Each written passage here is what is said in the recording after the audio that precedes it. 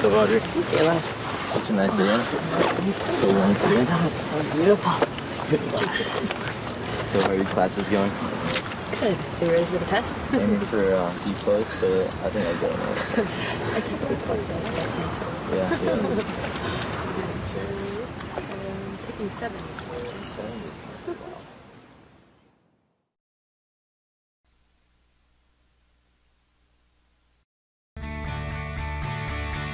This is the University of Tampa.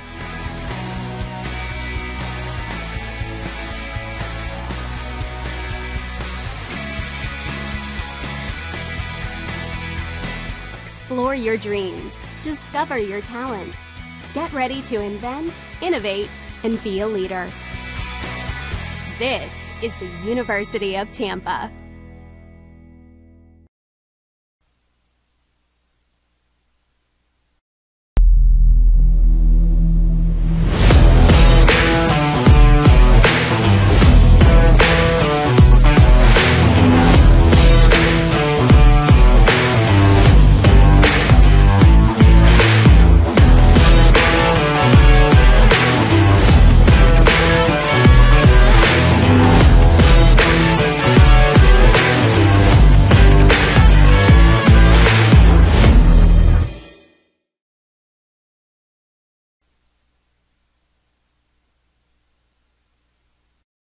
Freak alert!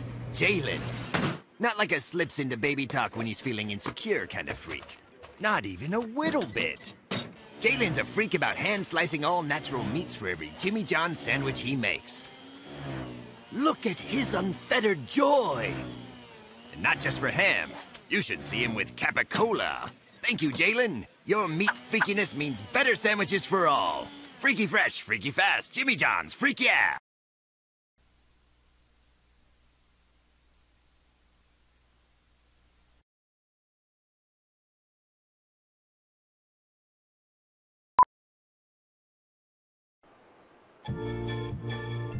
Baseball for me just kind of was the glue that kept my family together. I feel like I was able to come here and get my triple major, as well as play a super high level of baseball against some of the best players in the country.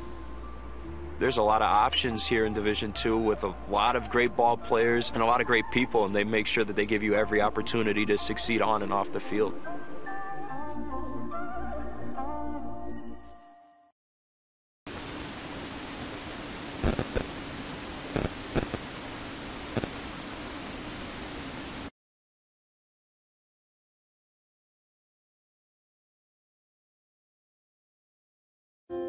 In NCAA Division II, student-athletes leave a lasting impression on their communities.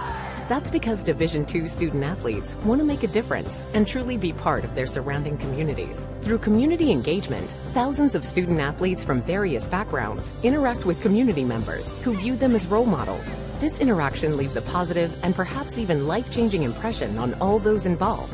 In Division II, we rise to the opportunity and make community engagement our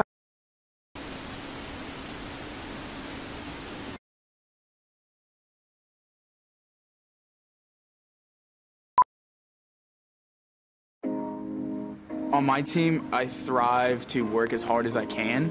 I mean, whatever you do on the field, there's a positive correlation to whatever else you do, be it personal relationships, homework, the way you carry yourself. I've changed since I got to King University. It's really helped me to develop as a leader. I think it's honestly the best thing that's ever happened.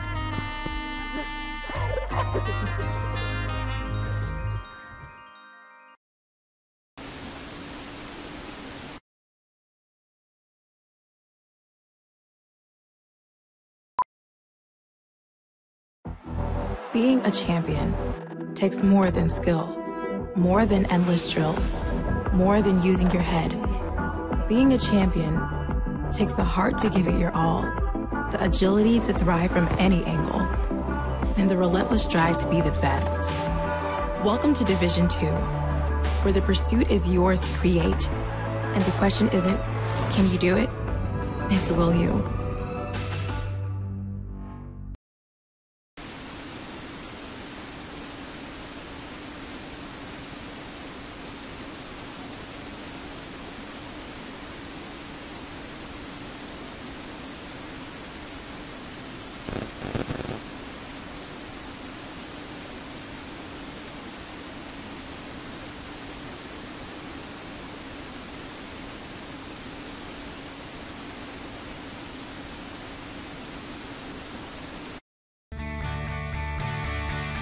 This is the University of Tampa.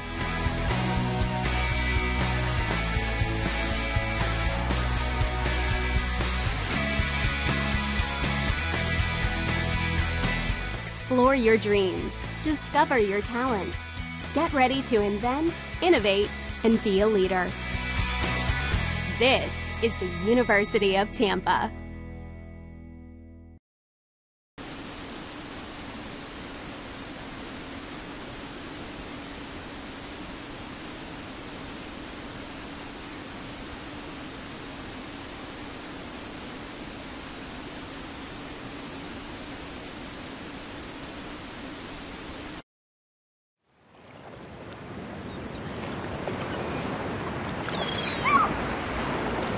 So, Audrey, Kayla.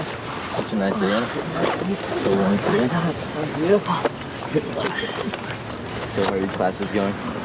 Good. You ready for the test? Aiming for C+, but I think I got it. I can't believe close, but I think I can. Yeah. Picking 7.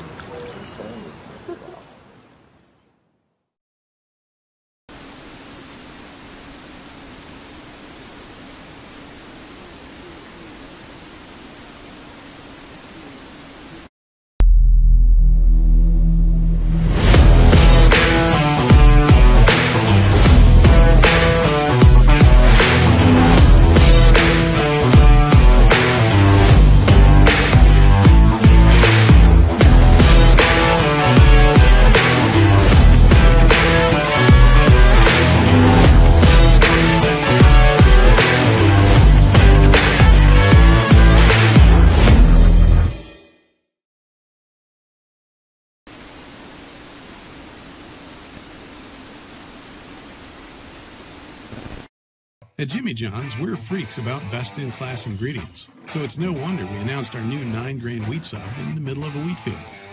When you've got news this big, it's not enough to just add it to the menu. Where's the freak yeah in that? To celebrate a new sandwich with a taste so inspired, we introduced it in the place that inspired it. The new Jimmy John's 9-grain wheat sub, now available at a Jimmy John's, much, much, much closer to you. Wheat yeah?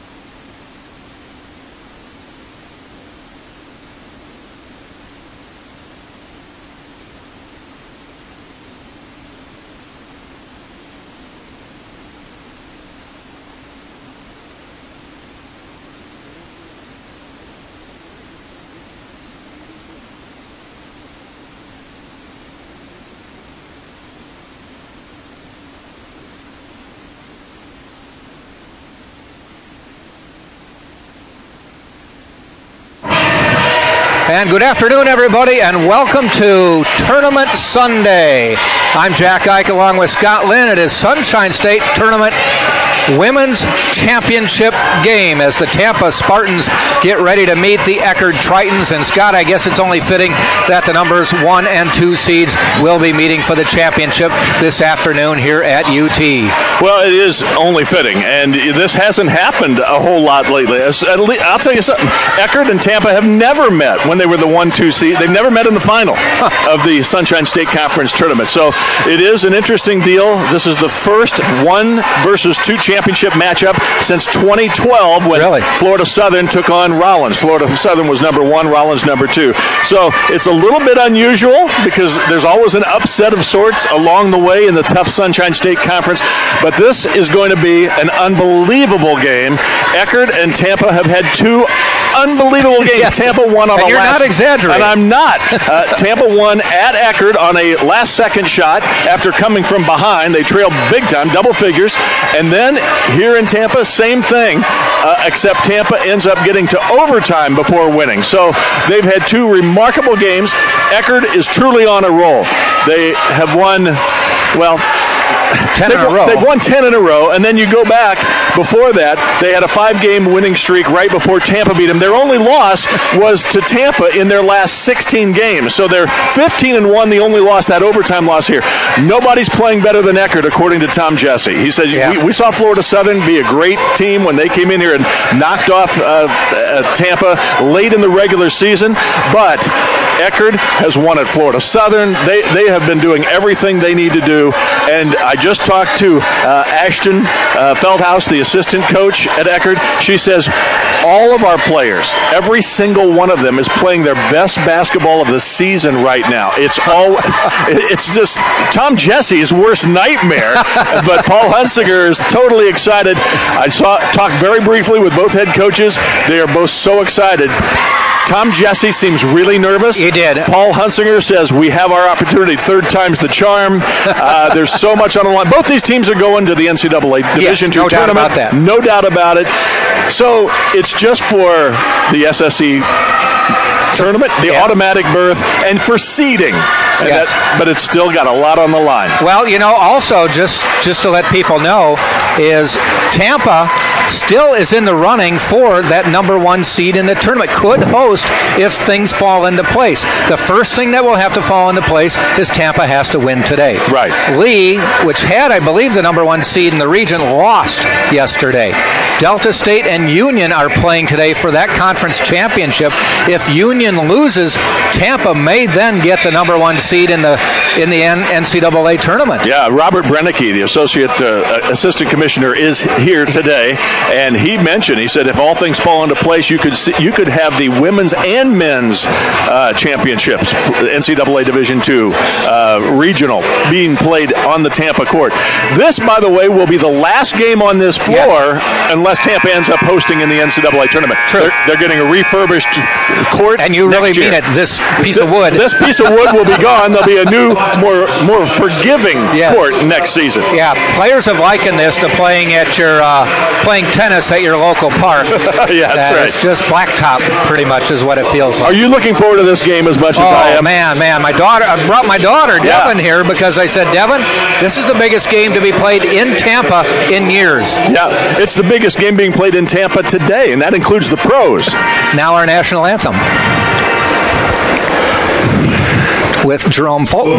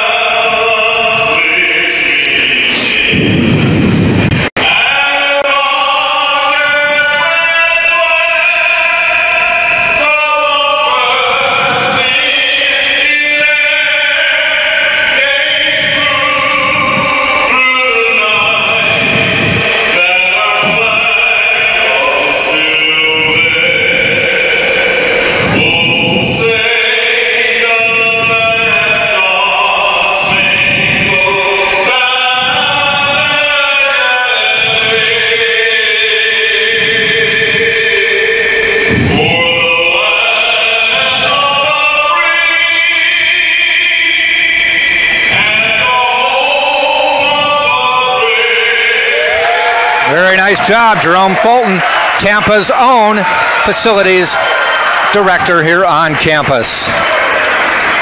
I am honored to be able to call this championship game alongside my broadcast partner, Scott Lynn. Scott, you know, you and I normally alternate games. We do. And you said, hey, you're on a roll as long as the team's on a roll, so keep doing the play-by-play. Well, and here's the other thing, Jack.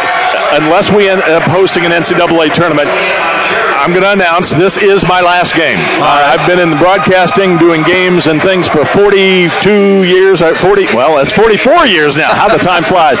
But I've decided that this is going to do it, and it couldn't be a better deal. Eckerd and Tampa, two teams very dear to my heart. More on that later. I know you got to get to the starting lineups. All right. Yeah, let's do just that. The starting lineups for today's game. For the Eckerd Tritons, coming in with a record of 23-5 and a 10-game winning streak. Number 4, Enaritz Laranaga, a senior, 5'6" senior from Spain.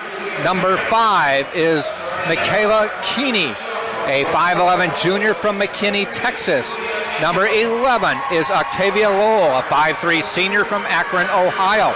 Number 20 is Abby White-Eye, a 5'9" junior from Ontario, Canada. And number 22 is Zoe Richards, a 6'2" senior, their big player in the middle, from Dunedin, New Zealand. A very international flavor to this team. Head coach Paul Hunsinger and the assistant coach is Ashton Feldhaus. For the Tampa Spartans, the Spartans will start their traditional lineup, starting with number 3, Julia Ingram, a 5'9" junior from Clearwater, Florida, Palm Harbor University High School. Number 12 is Chris Nelson, a 5'4" senior from Augusta, Georgia. Number 13 in the middle, Dory Nudge, a 6'2" junior from Hungary. Number 23, first team all-conference. By the way, Dory Nudge, first team all-conference and conference player of the year. We'll probably speak more of some of her highlights as the game goes on. Number 23, LaShayla Wright-Ponder, a 6-foot junior from Bloomington, Minnesota. And number 24, who has really come on the second half of the season, Melia Sullivan, a 5'11" sophomore from Bartow, Florida. The Spartans are coached by head coach Tom Jesse in his 18th year out of Bluefield State College, I should say. Assistant coaches are Caitlin Mitrick and Belle Bistro. Spartans come in with an overall record of 24-4, just one more win and one less loss than Eckerd brings in at 23-5. Spartans won the conference regular season with a 19-1 record, a 2-game difference over Eckerd, who finished at 17-3. But as Scott mentioned, they have won 15 of their last 16 games. For comparison, the Spartans have won 19 of their last 20. Driving is White-Eye, blocked, and Nelson saves it to Ingram. Spartans in red, going left to right. Nelson to Sullivan, pull-up jumper, knocks it down. Spartans off and running, 2-0. Ran into Melia Sullivan after last Thursday's game, and a couple of the players were joking with her about how much height she gets on her shot. And I said, that shot gets about 10 feet 6 inches off the ground. Nice job there by Richards. A vocal contingent from both sides. Unfortunately for UT, it is spring break this week, and a lot of students have gone home already, but they still have a pretty good crowd here today. It's going to be raucous. It was when St. Leo was here on Thursday. Sullivan off the glass, no good. Rebound to Laranaga.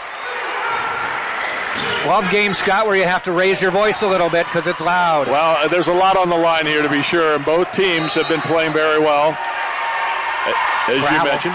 Richards with the travel. Zoe Richards, second team All-Sunshine State Conference this season. She's had a couple of big games against Tampa. In fact, she scored a season-high 19 in the game at home against Tampa early in the year, then bettered that with a 20-point game against Tampa here in Tampa at the Bob Martinez Athletic Center. Nudge inside, will go through that one a little bit too difficult for Wright-Ponder to handle. And we come back the other way. That's Lowell, drives up and in. Eckerd 4, Tampa 2.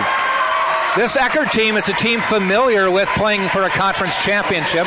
Last year they lost to Florida Southern, the number 1 seed. Final score was 61-60. Eckerd was the 3 seed, but Zoe Richards and Michaela Keeney were on the all-tournament team. Sullivan inside the arc, off the rim, fighting for it. Nudge, doesn't get it. Lowell to the other end. Bumps into Nelson, misses the shot, and we come the other way. Sullivan splits the gap, off the glass and puts it home. She's got the first 4 points for Tampa. Well, this Eckerd team has great balance. There's nobody that's a big-time scorer, but they have 5 that average in double figures, 10.6 up to 13.1. A sixth man that averages 7.5. Might have been a foul on Julia Ingram trying to prevent a player from cutting through the lane. And as I say, they do it not just in scoring in the group, they have rebounding. There are 6 players that average between 4 and 6.2 rebounds. It's just a tremendous team in every sense of the word. They are the highest scoring team in the conference. Nudge knocked down, and banking it home is Keeney. Good no call there. It looked like Nudge might have been trying to draw one. Not really a flop. There was a little contact, but not enough to really necessitate a whistle. Nudge, head fake, jumper, not in. Ball to the ground, and she may get in there and tie it up. No, pulling it away is Lowell. Eckerd to the other end. Driving on Nelson. Kicks it out, stolen by Sullivan.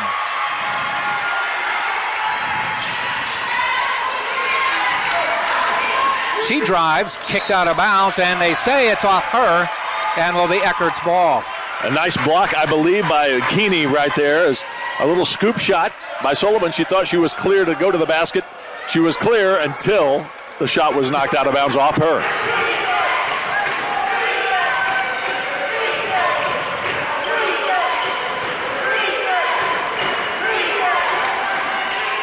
Little bank shot, missed. LaShayla Wright Ponder rebounds. The Spartans last played for a conference championship, tournament championship in 2016, and they won it. Beat Florida Tech 68-59. Looked like Nudge might have traveled. Doesn't matter as far as Eckerd's concerned because Keeney ends up with the ball. Bad foul by Dory there, fouling that far out on the floor. Tom Jesse was saying down at the other end, she had her hand knocked away. It was kind of a frustration foul as Dory decided she didn't get the call there. She was going to steal it here. Don't want to give up fouls like that. That 2016 team that Tampa took to the conference championship, most valuable player in that tournament was Juliana Cavallero of Tampa, who could shoot the lights out. Nice inside move by Richards, and it's 8-4. Also on the all-tournament team that year, Ellen Nurmi, who could shoot the lights out, and Angela Alvarez, who is a very good inside player. Sullivan off the glass, rolls it around, in almost a 720 there for the bucket. Well, if you've been watching Tampa all season, you know that Melia Sullivan gets to the rim. She can create off the dribble. She and the sixth man, Aaliyah Abney, are tremendous athletes and can create for themselves. Offensive rebound, Lowell hits it from 3. Credit White-Eye, she scrambled in, got the offensive rebound, and then she sent it out to a first-team All-SSC player in Lowell who knocked down the triple. It's 11-6. Nudge back out to Sullivan. Sullivan with a jumper. Bounces around, doesn't go in. A foul inside. And I think it's on Tampa. Let's see who they give it to.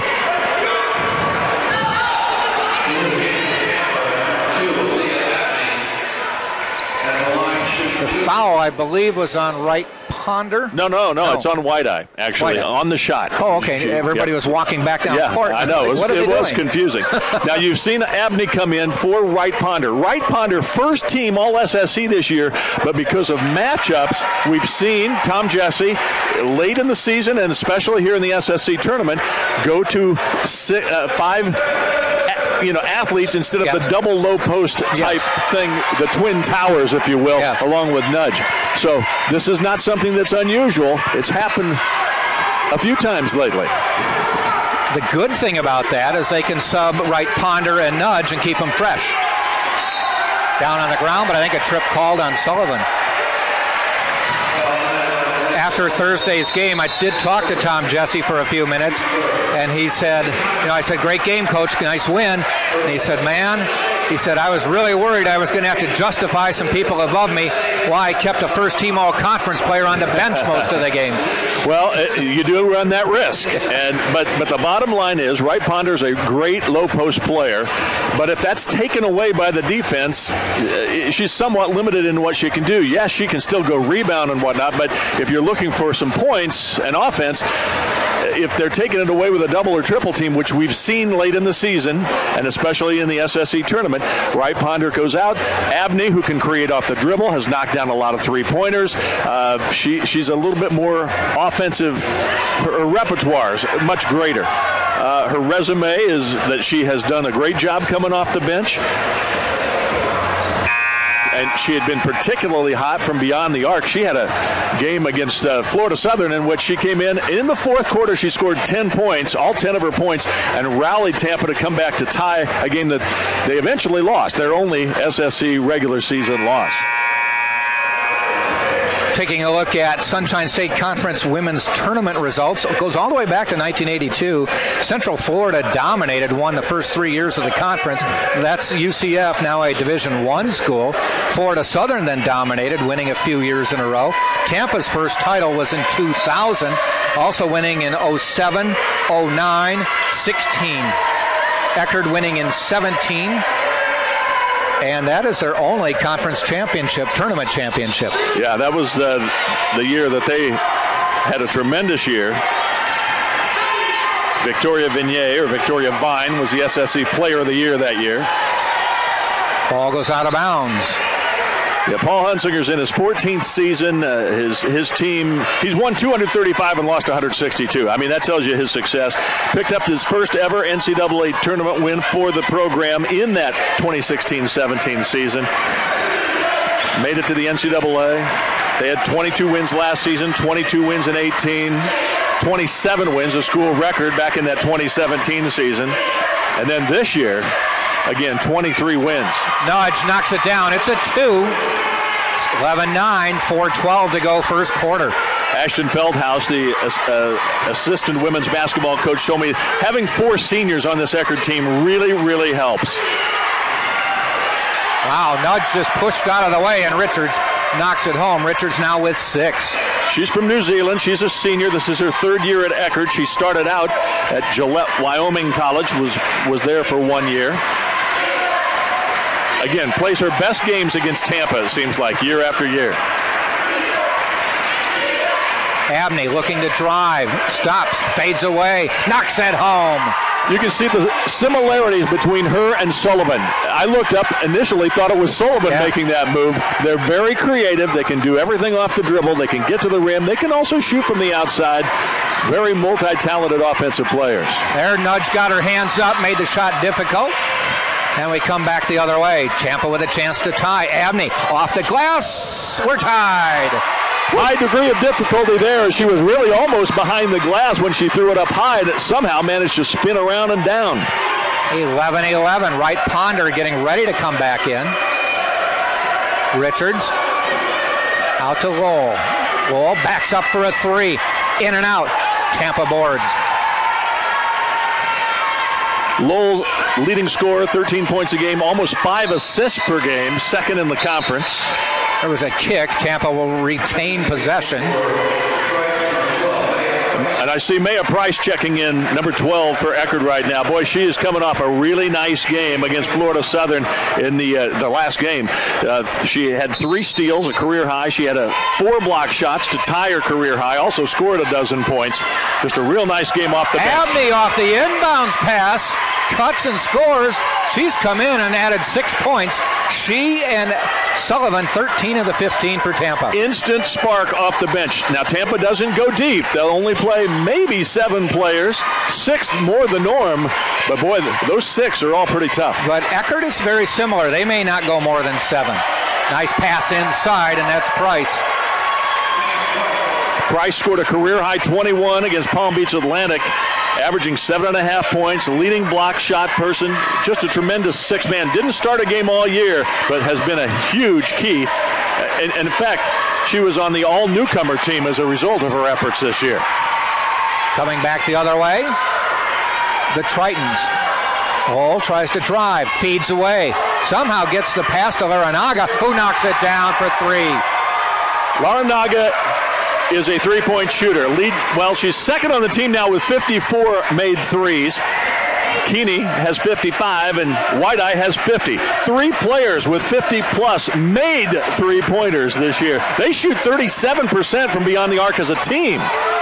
Keeney and Laranaga both over 40% from 3. Yeah. And there's Laranaga, backs this one out.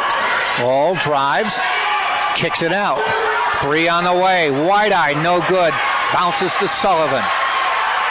Does she go 1-on-2? She splits the gap. She might have traveled. No, foul called. Blocking foul, just couldn't quite get there. She split that defense and picked up the shoulder, the left half of the player who had already established position but wasn't quite in the right spot to draw the charge. Right ponder in, Dorian Udge to get a breather. In and out and in. 18-16. Tampa this season started 2-3. They are 20-1 since then. Eckerd started 5-3. They are 18-2 since then. And one of those losses was to Tampa in overtime. They've had 4 overtime games. Wow. It's a battle-tested team. They won 3 of them. The only one they lost was Tampa. They've had 2 double overtime teams. So they are really tested when the pressure is on. I know after they lost in overtime here in Tampa, the men's game, of course, followed. The women's team stayed, and I remember walking as I was leaving the arena here, the Martinez Athletic Center, the faces, the dejection. Eckerd couldn't believe that they'd let a second straight game slip away to Tampa in the fashion that it had. They've had double-digit leads in the second half both times. And Paul Hunsinger, I've never seen him as dejected as that game. So they've rallied, though, and won 10 straight. They're motivated. They are excited about this game, and they're both headed to the NCAA tournament. Pass into Sullivan. Not many people could go up and get that one. She couldn't close it, though. Price with good defensive position. Coming down with the rebound there. Under a minute to go, first quarter. Frantic pace early. White-Eye looking to Price. She's going to put a 3 up. Almost got a nice bounce. Comes away. Shot clock pretty much the same. They can run it down if they want. Most likely will. They did actually turn it off now. And the Spartans will just hold. Nelson waits for 15. Backs it out. It's down to 10. Into Sullivan. Jumper from the free throw line. Rolls around it in. We're tied again. 5 seconds on the clock. They haven't inbounded yet. Now Lowell's going to get it from the other side of half court. Oh, wow, hit the rim. Oh, that was close. But as expected, it's a dogfight. We're tied at the end of one. And it may be that way all the way. We might have free basketball today when all is said and done. A bunch of free the way it's going. Little extra overtime. 19-19 at the end of the first quarter. 11 points for Melia Sullivan. She is really leading the way. 4 of 8 on field goals, 3 of 4 from the free throw line. On the other side, Lowell has 6. She has 2 for 4 from the floor and 1 for 2 from the free throw line. Also for Tampa, Abney with 6. There's 17 of your 19 right there. The only other basket belongs to Dorian Udge. For Eckerd, Laranaga has 3. Keeney has 2. Price has 2. Richards with 6. So Lowell and Richards both with 6. So a couple players on each team leading the way at this point. Well, talking to Tom Jesse just before tip-off, he said, Eckerd plays flawlessly this time of year. Every year, their system is such. They run that Princeton offense, and they run it so effectively. Year after year, they're better as the season goes along. You might get them early, he said, and we were lucky to do that. But to get them now and to get them a third time will be extremely difficult. I asked if his players are nervous about that because the games have been close. He goes, no, we're actually just really, really excited. But it's an interesting matchup, according to Coach Jesse, because we're going to go down to the low blocks. They're going to double.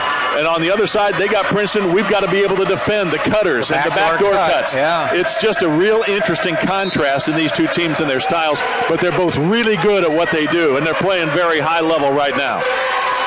Almost has a soccer game feel to us as the Eckerd fans doing a little chanting. Abney has the shot blocked. It goes out of bounds. Well, might be the soccer team. Well, I'm not sure. I was going to look around and see if this was the men's basketball team. It might just be students and friends. But I've been to many games at Eckerd. That's as big a crowd as you'll have at an Eckerd game. Really? So they've turned out here to support the women. Ingram has her shot blocked. White-Eye got over there and kicked it out of bounds. It looks like it could be the men's basketball team or maybe a fraternity or something, because there's a lot of fellows out there in that crowd. They're making a lot of noise. Nelson to Abney, goes inside to right Ponder. Feeds Nudge, missed the shot, tipped out of bounds. And boy, I think Eckerd hit that one. I think they're going to reverse it. Nudge hit it, but she hit it off Lowell. It then went out of bounds. They reversed the call. Yep. The outside official had a better look at it. I had the same look. The same angle we had. Eckerd fans don't like it, but that was the correct call. And again, Wright Ponder quickly double-teamed on that. Couldn't get the shot up there cleanly. It ended up in the hands of Nudge. You see that double team come, she has to find a cutter. Nudge knocks it down. I tell you what, you double team when there's two big players in there, I think you might be taking a chance, but so far, no. Well, the other thing is Wright Ponder's not as good distributing the basketball out of the double team as Nudge is. So you might see Nudge end up down in the low post, especially when Abney comes back, or when Sullivan comes back in. 3-second call. Spartans get it. First minute, second quarter. Jack Ike, Scott Lynn, more than happy to be here today. Scott Lynn very happy to be here today, as he called me about an hour ago and said, I'm stuck on one of the bridges. Actually, I haven't even made the bridge, and we're not moving. Yeah, it was 5 lanes at one point, nobody moving. And it took me about a half an hour to get to the point where all of a sudden all the lanes across the Howard Franklin, all 4 were going 60. So I made it with about a half hour to spare, thankfully. Ingram on the foul on the drive.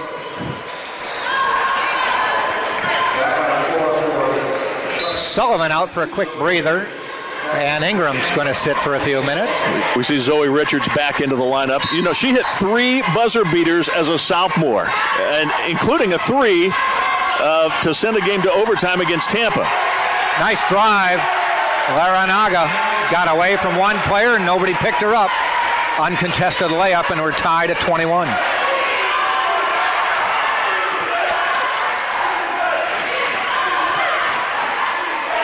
Nelson up top for the Spartans. Abney inside, out to Sullivan. Sullivan fading away, top of the key, no good. You can see she's feeling it a little bit. She had that great first quarter, and that was off the dribble. Not a terribly difficult shot for her, but you know she's playing with confidence when she's rising up and shooting from 18. Laranaga drives again and knocks it down. Not afraid to drive. She now takes over the scoring lead with 7 for the Tritons. Averages 10.6 on the year. She's capable of the big game. Scored 25, a career high against Palm Beach Atlantic back in January. Inside to right Ponder. Nice little scoop. That time they couldn't get the double down in time, and she was able to scoop in for the left-handed roll. Yeah, it looked like, I think it was Nudge who was out farther into the corner, and so her help, the person guarding her, the help on the double team, couldn't get there just quick enough. Wall goes inside. Richards trying to go inside as well. Blocked by right Ponder. The officials working a nice game here. And a travel by Nelson. She just kind of took a running start with nobody near her. We talked about that in one of our broadcasts, how so many players these days, and I'm not talking about Chris Nelson in particular, but so many players will just catch the ball. You see it all the time on TV in D1 games. Yeah. And they'll catch it out at midcourt, take a step, and then 2, and then put the ball down. But a steal right back. They do a little left-right and then put the ball down. Normally it's off of a move with a player guarding. I've never seen. I think she just maybe had a little brain cramp there. Yeah. She's the only senior on the Tampa team, one of the co-captains along with Nudge. She's already got 4 assists in the game today. Knocks down on cue. Yeah, she's capable. She's had some big games against Eckerd, actually. Wall trying to drive, gets past Nelson, dishes, layup, in. Got that one inside to Mar Eburn, who just came in the lineup. Neither team's led by more than 5, and that's probably going to be it. Nudge kicks it out. Sullivan backs it out. Fade away. Boy, last couple shots have been hitting the front of the rim. And I don't think Tom Jesse liked that necessarily. Now he's sending the backup point guard, Maya Justo, into the game. Next dead ball. And Sullivan with the foul on the three-pointer puts White-Eye on the line for 3. That's a second foul on Sullivan. She may have been coming out anyway. Well, I'm not sure. I think she was, actually, because Justo went to the line. Now, you're going to see the 2 point guards on the floor at the same time. We haven't seen that a lot, but this can be a difficult matchup for Eckerd in that Justo is even quicker, I think, than Chris Nelson. I had gotten a heads up that they might do this, but I was told, and I think this is out of circumstance, that it might be for right ponder. Again, like you said, matchups. Well, this is a weird setting. I don't know if we've seen this. The 2 twin towers, Nudge and right ponder. And the 2 little point guards. And the 2 little point guards. Justo's 5'5", and Nelson's generously listed at 5'4". Eckerd by 2. Under 6 minutes till half. Laranaga is 5'6", guarding Justo. Abney can't get that one to go down. Hold to the other end. Quickly out to Laranaga, guarded by Justo. Low looks, goes inside to Richards. Bumping Nudge, turn around, nice little left-hander. She's tall, not necessarily big and strong, but boy, I tell you, Richards knows how to move inside to get position. Nudge did not want to foul on that time. She's playing with 1, didn't want to pick up her second one here early. 4-point lead. Abney fading away. Nice roll. Wow. Interestingly, that's the same exact move that Sullivan had a minute ago, behind the back dribble and all that, but she got a roll, and the coach is happy. Yes. The other one rolled around and out, and she got pulled from the game. Partly because of the second foul, I think. Yes. Richards has to kick it out. Threw it away and take it away by Nudge. Couple players collided. No, everybody's up and running. The officials obviously letting them play here with the SSC tournament title on the line. That was more just going for the ball more than anybody got fouled. Exactly. And a good job by the officials to have a no whistle there. Nudge drives the lane, puts it up and in. We're tied again. Who wanted a good game? Wow, 6 for Dory Nudge.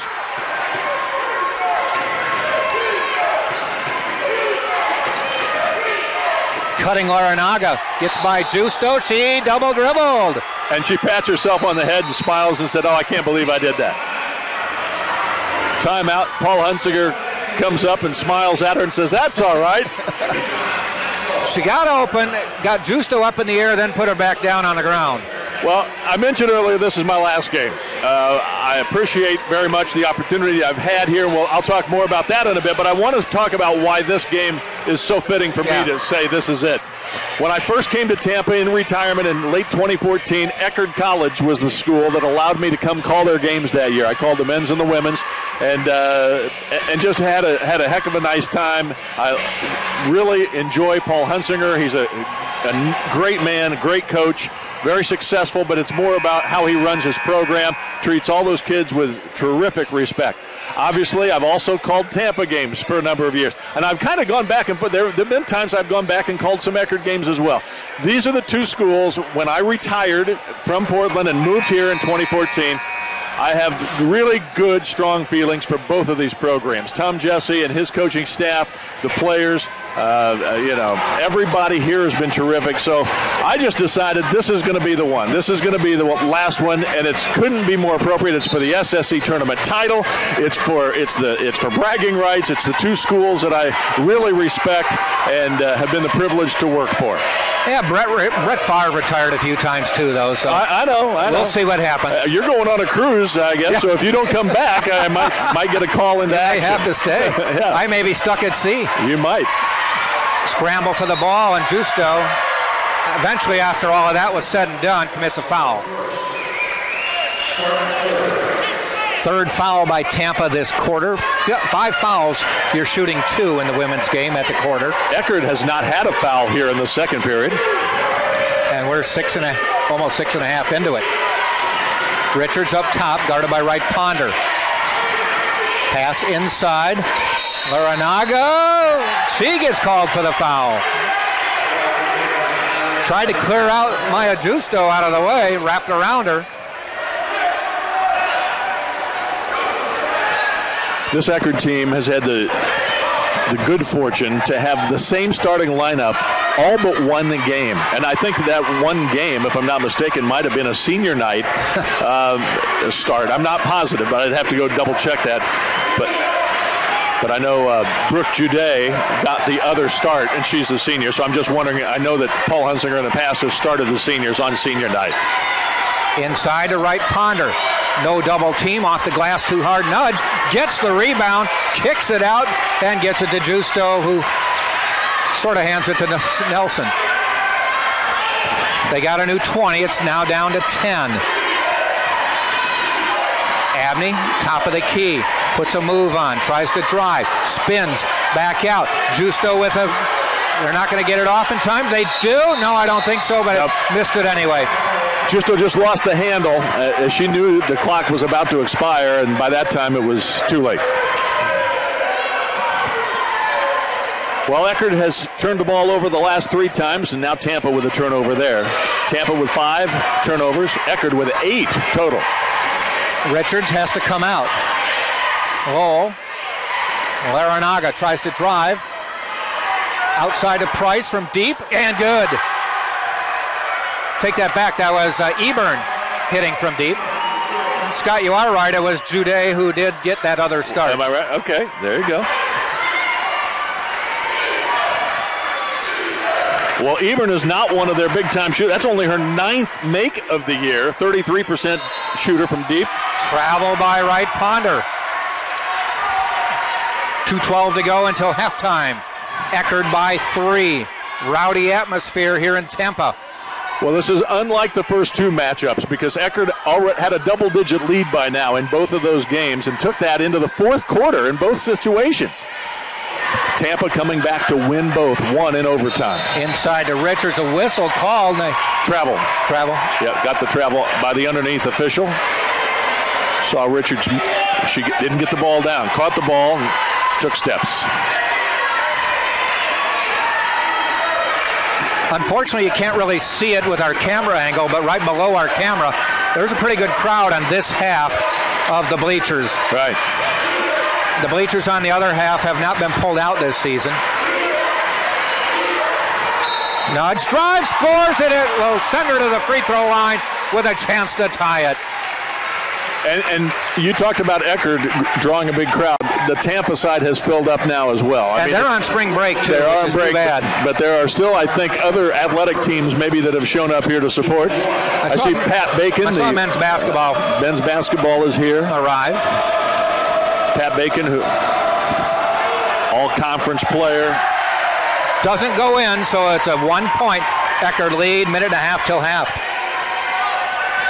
It was interesting, Pat Bacon did not make the all-conference team this year, despite a career-high, 22 points a game, I think it was. But, again, the Spartans finished last, and I think that had a big part of it. Another travel call. The officials. That's the 11th turnover, or 10 actually. I'm not sure if they've given this one, but at least 10 double-digit turnovers. That has been the one point that has not gone Eckerd's way in this game. Tasha Smith, Deanna Jackson, and Rob Fessler, the officials working today's game, and they're doing a nice job. Right, Ponder couldn't get a hold of the ball, and Spartans give it up. Quickly to the other end, Larinaga. Off to Richards, looked to shoot, came back out. They're going to hold it for a few seconds anyway. Lowell running the offense. Richards, top of the key. Gives it back to Lowell. Foul called on a cut through the lane. Let's see who they call it on.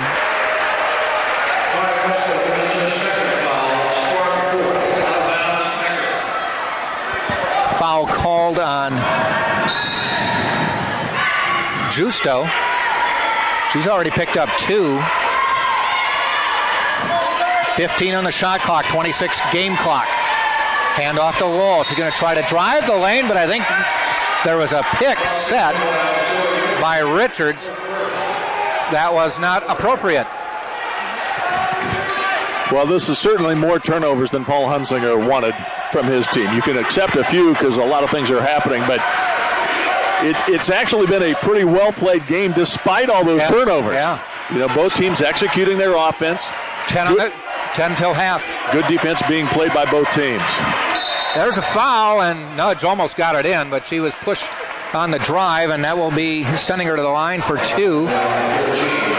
Well, I wasn't sure she was going to be in the act of shooting on that because, like you, I think she was fouled on the drive, but she did take the shot and managed to draw the 2-shot free throws. A chance to tie or give the Spartans the lead.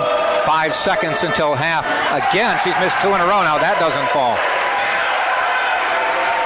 Uncharacteristically missing 2 in a row. 76% shooter on the year, and usually in fact, there's one game against Eckerd, she made all 10 of her free throws. Missed another one. Clock winding down. Larinaga for 3. Halftime. Well, and Tom Jesse can't like that because the 2 missed free throws, it's like Tampa did not even hustle back. Right. Nobody got back there, and that was a wide open look. Could have easily been a 3 at the buzzer right there. All right, 32-31 at halftime. Eckerd on top. They outscored Tampa 13-12 in this quarter. Run through the top scorers. We have Melia Sullivan, who went to the bench with 2 fouls. With 11 to lead Tampa. Abney has 8. Nudge has 8. On the other side, Richards has 8. Larinaga with 7 to lead the scoring. Eckerd is 13 of 22 from the floor, 59%. Tampa 14 of 27, 52%. So shooting well in this basketball game. We're going to step out and come back just before the start of the second half. 32-31, Eckerd leading Tampa. Sunshine State Conference Women's Tournament Championship game. You're watching it on the Sunshine State Digital Network and TampaSpartans.tv.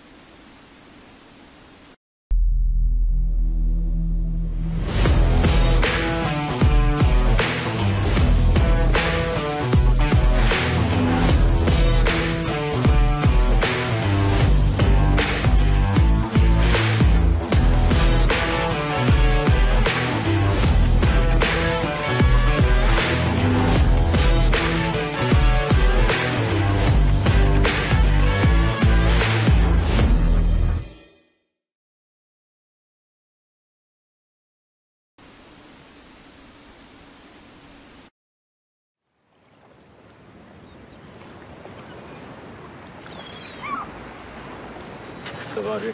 Kayla. Such a nice day. So warm today. It's so beautiful. So how are your classes going? Good. You ready for the test? Aiming for C+, but I think I'll go in there. I can't believe close to that. Yeah. Picking 7. 7 is wow.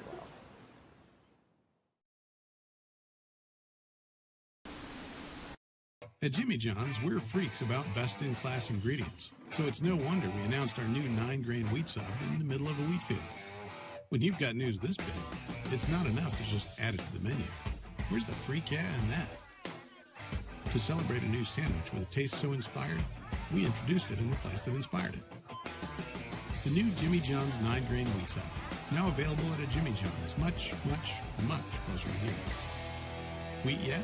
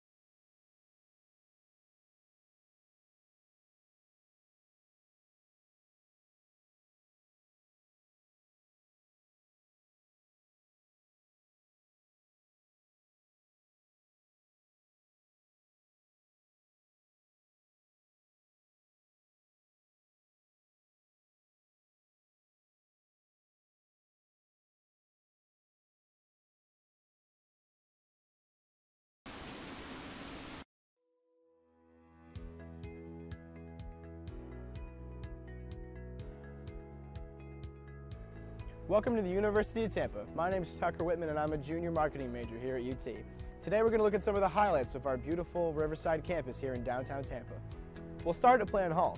This historic building was opened in 1891 as the Tampa Bay Hotel and now serves as the main academic building here at UT, with 4 floors of classrooms as well as faculty and administrative offices.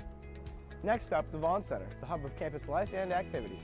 This multi-purpose building includes the campus bookstore, our primary cafeteria plus an additional food court, a theater, as well as offices and meeting rooms for student organizations. The Vaughan Center is also one of UT's residence halls, providing 5 floors of student rooms. Morsani Hall is another residence hall here at UT. In addition to housing approximately 450 students, this building offers another selection of eateries as well as a small grocery store. Now let's check out the Sykes College of Business. This academic building houses classrooms and faculty offices for UT's undergrad and graduate business students. This building also has a real-time stock trading room. Right next door is the Sykes Chapel for Faith and Values. This gorgeous interfaith chapel features a large main hall complete with a massive pipe organ, as well as meditation rooms and meeting rooms. Student healthcare is a major priority for us here at UT.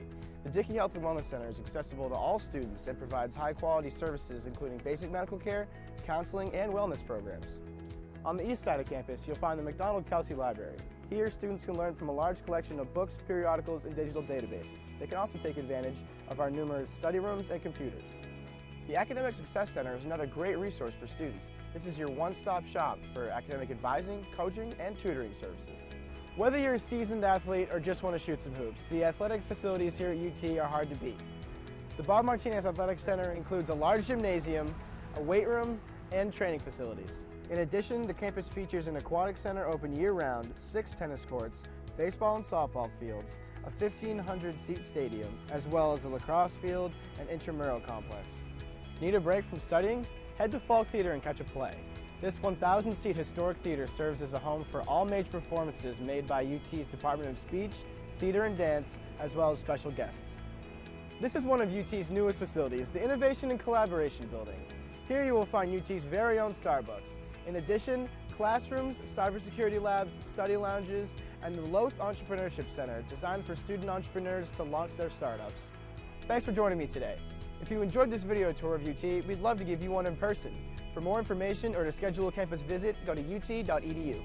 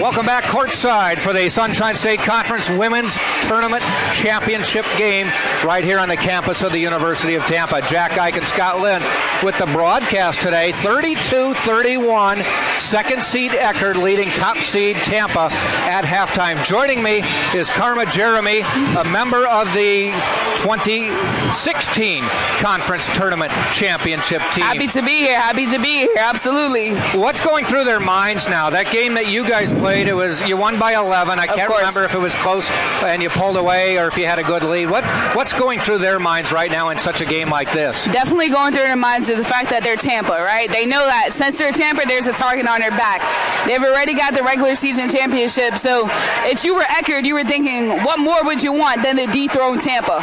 And Tampa comes into this game stepping on their own court knowing that. You know what I'm saying? So they're excited, they're ready to go, and they're ready to put the pedal to the metal and don't let up into the last minute.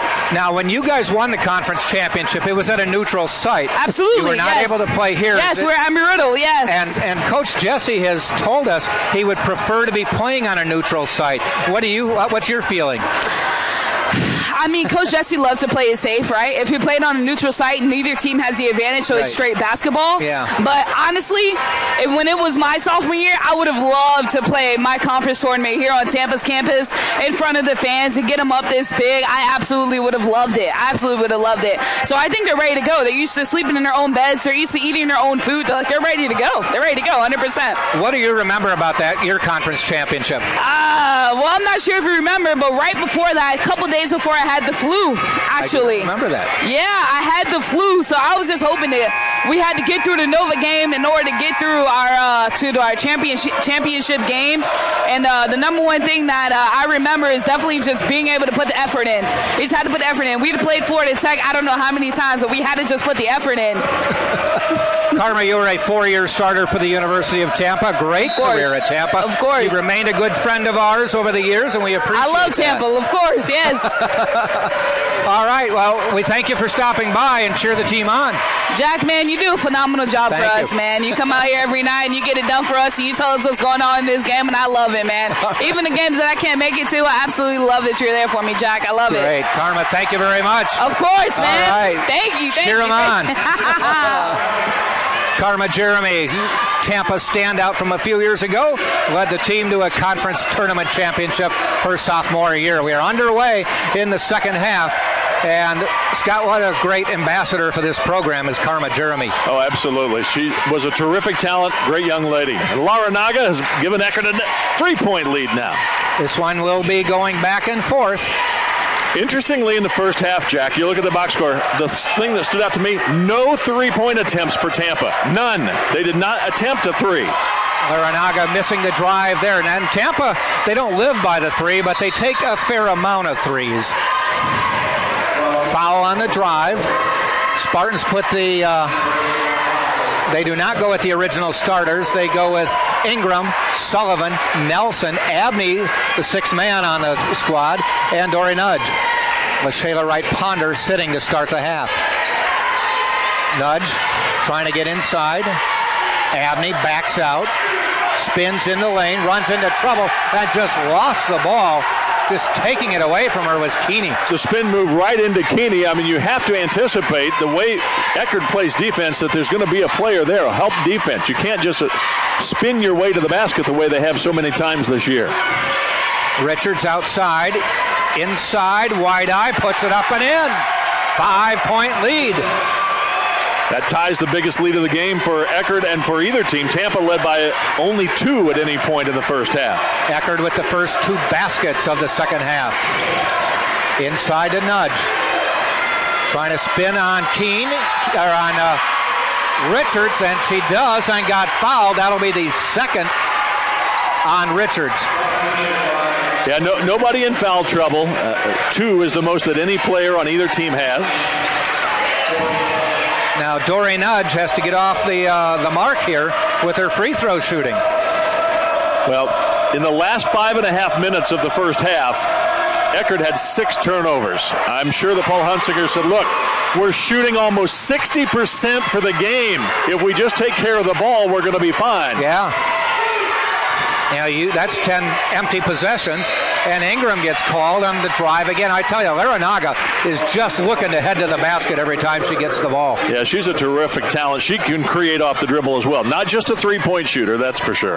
That's Ingram's third. She doesn't normally get into foul trouble, but she may be in a little right now. Yeah, with having to try to defend Larinaga, that's part of the problem. And I don't think if they put Nelson on her that she can handle Lowell. And there's Lowell on cue, tipped out of bounds. And I think Richards might have hit Nelson on the top of the head with an elbow. She did. Inadvertent, but regardless, it hurts. Here's Nelson trying to walk it off. The official giving her a little time here. Make sure she's okay. She doesn't look pleased, but I think she's going to hang in there. She had inside position, but again, Zoe Richards is 6'2", and Chris Nelson is 5'4", with an asterisk. That'd be wind-aided. Yeah. Spartans down 2. Inside at Dory. They'd go with the double team backdoor, and it's tied. See, that's exactly what I was talking about. Wright Ponder probably wouldn't have seen the backdoor cutter as quickly as Dory Nudge. That play has worked a few times. Long three, good. Keeney knocks it down and responds right back. Keeney, the leading three-point maker on the team. That was just her first. First of the day, 56th of the season. Nudge, nice little slip and slide there. There's your conference player of the year with an SSC conference move. All of a sudden, Dory Nudge has 13 points, tied with Sullivan for the lead. I saw Paul Hunsinger as he talked to his team at halftime. I said, well, we got the kind of game we thought. Larinaga comes back. That's a 2.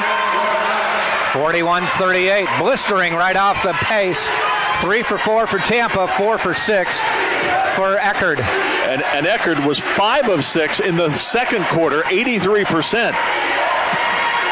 So they are really shooting well after that first quarter. Nudge fades away, overshot the rim, goes back to Abney, and they reset the shot clock, but I don't think it hit the rim. Yeah, I think it's going to be 11 seconds on the shot clock, and they'll still be Tampa ball as we see Justo coming in here for Ingram. But again, I said they got hot after the first quarter. They shot 50% in the first quarter. Yeah. So they shot 59.1% in the first half, Eckerd did. So they are really shooting the ball well. Nelson fading away off the rim into Justo's arms. A driving Sullivan skips through and scores. What a nice find by Justo, and what a finish by Sullivan. Sullivan with 15. It's 41-40. Larinaga for 3 off the front of the rim into the hands of Abney. She's going to try to split everybody, drive the lane, foul, and it is positioning. Foul on Larinaga. She tried to draw the charge, but just wasn't there yet. That's her third, so if Spartans are looking for a break, it may be that Larinaga will have to come out. I don't think she will yet. I think Paul Hunsinger is going to continue to keep her on the floor. She's the leading scorer with 11 for the Tritons. That was just, it wasn't like she was guarding. She guards Abney and they need to take her out. That was just a mismatch on the break. And Larinaga's a senior. She'll know to play cautiously on defense now. Abney ties it. Abney with 9. 36 of the Spartans' 41 points. 37 of the Spartans' 41 points between Abney, Sullivan, Nudge. Front of the rim, no good. Stays tied. Spartans not shooting well from the free throw line for them. Tom Jesse told me this is the game that you want to play in. The thing when you're on a playground, when you're just working out on your summer, that you think about playing in a championship game, and that's what this is. Drive to the bucket. They call Sullivan. Wow. Sullivan fouls Keeney. And for Sullivan, that is her third. Yeah. So now a little bit of foul trouble. As she has 3, Ingram has 3, and then Larinaga with 3 for the Tritons. Keeney misses. Eburn getting ready to check in for Eckerd. Keeney, 5 points, make it 6, and they're back in the lead. Wright Ponder also coming in for Sullivan. We see Eckerd checking in for Laranaga, so she does sit down with the 3. So now, but that also means Tom Jesse can comfortably substitute Wright Ponder for Sullivan. Right. So all the players with 3 fouls are sitting here with 5.5 minutes left in the third. Justo the point, Sullivan off guard. Goes to Nelson. Nelson has become a good 3-point shooter this year. Nudge trying to find some room. Wright Ponder in the lane, rolls it in.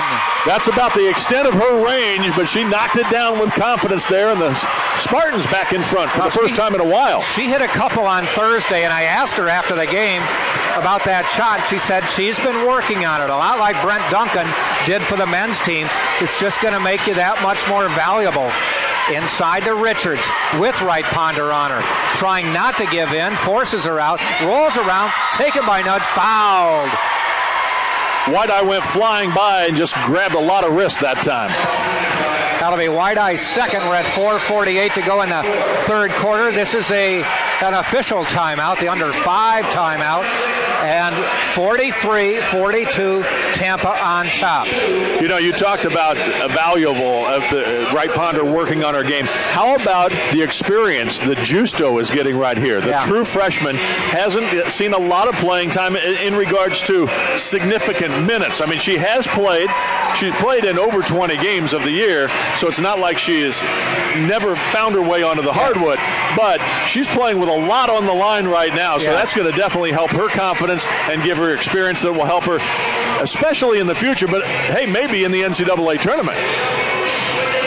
I asked Tom Jesse today, I said, so, you know, how are your players? Are they nervous since Eckerd has come close to beating you twice? And he goes, no, actually, we're very relaxed and we're confident, but it's going to be really hard. The old adage is it's really hard to beat a good team three times in a season. Well, Tampa won the first 2 and come from behind thrilling fashion. One on a last-second shot in regulation and one in overtime. So Eckerd is feeling pretty confident that they can play with and stay with Tampa despite the Spartans going 19-1 in the conference. Again, Eckerd's only loss in the last 21 games is to Tampa here at the Martinez Athletics Center in overtime. And Tampa has lost once since November.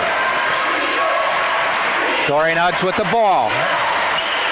She's guarded by Eckerd. Nelson back out, finds Nudge. 3 in the lane on Wright Ponder. Yep.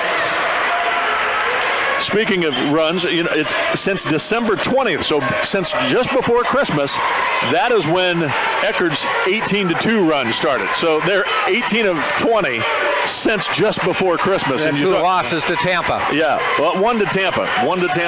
The other one was at Florida Tech. The other one had come very early in the season. Okay, I thought it was January 29th and... No, December 4th.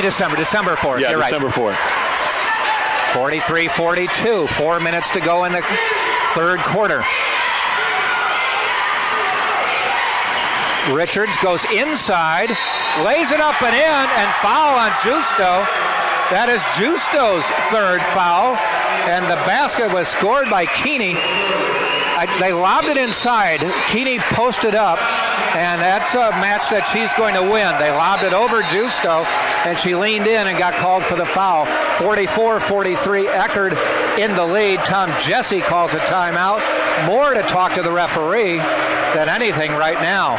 Yeah, I think that's what it was. When the call was made, he threw his hand down, like waving it like that's a bad call.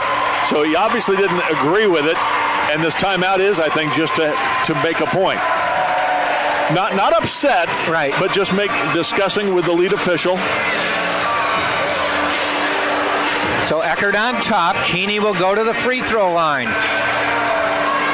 Neither team blazing anything from the free throw line. Tampa 5 of 10, just 50%, and Eckerd is just 4 of 7. I know I caught your attention the other day about how important free throws are, and I told you about Nebraska playing Northwestern, and it went into overtime. Nebraska made 8 of 30 free throws. Wow. Wow. You make half your free throws, the game never goes to overtime. That was a men's game. Keeney to the line. She has 8 points on the day. Both teams continue to shoot well. For as intense and physical a game as this has been, both teams are shooting very well today.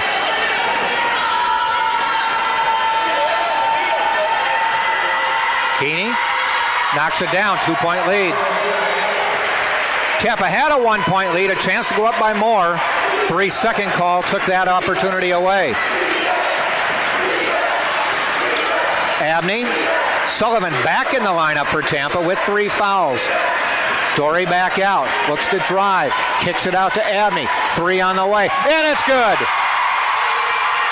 Spartans up. And she struck a pose after that. Looked up into the crowd. The Tampa fans, they liked it. That's 12 for Abney. 3 Spartans in double digits.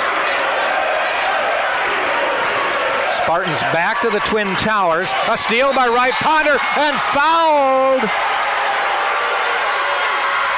And I think Wright Ponder is called for the foul. She is, and the official says she got her on the wrist, grabbed the wrist as she knifed through to get the ball, creating the steal.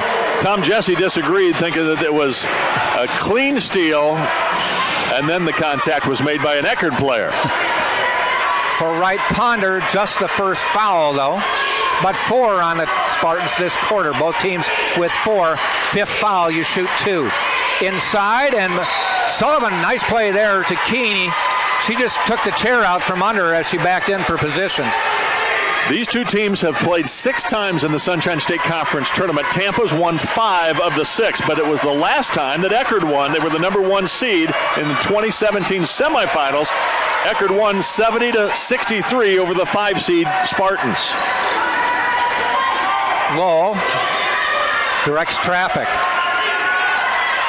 Under 3, 3rd quarter. Keeney for 3, knocks it down.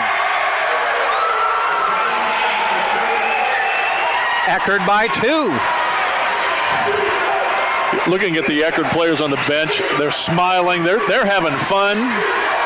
I've got to think it's just a blast to play in a game this intense and with so much on the line. Nudge missing inside. Lowell drives off the glass, no good, and Dory with the rebound. Just the 5th rebound for Nudge. She's had double-doubles in 5 of the last 6 games. Abney, Sullivan, a little weave up top.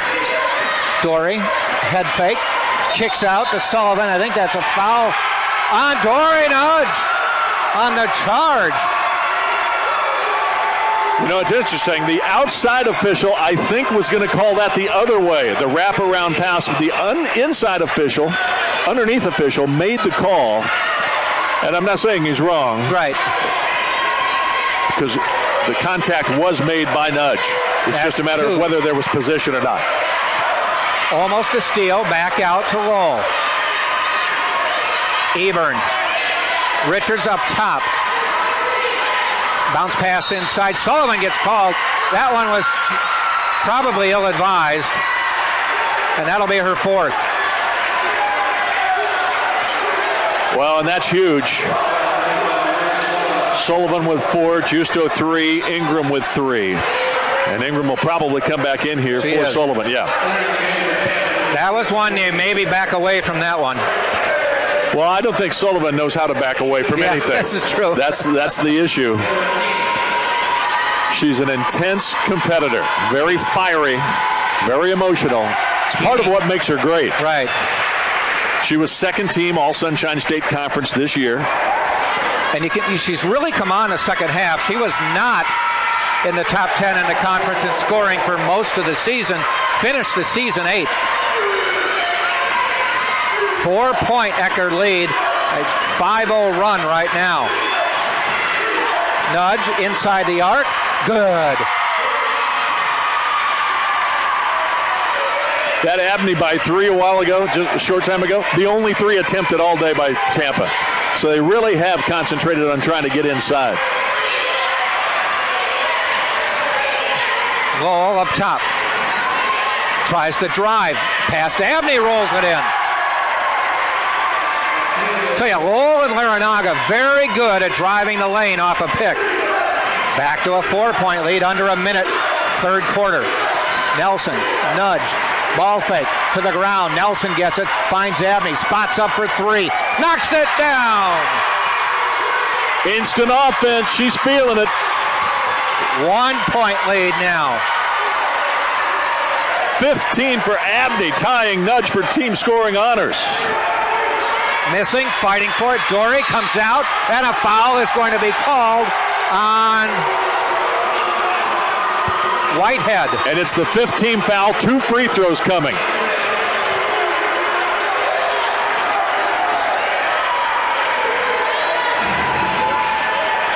So Dory Nudge will go to the free throw line.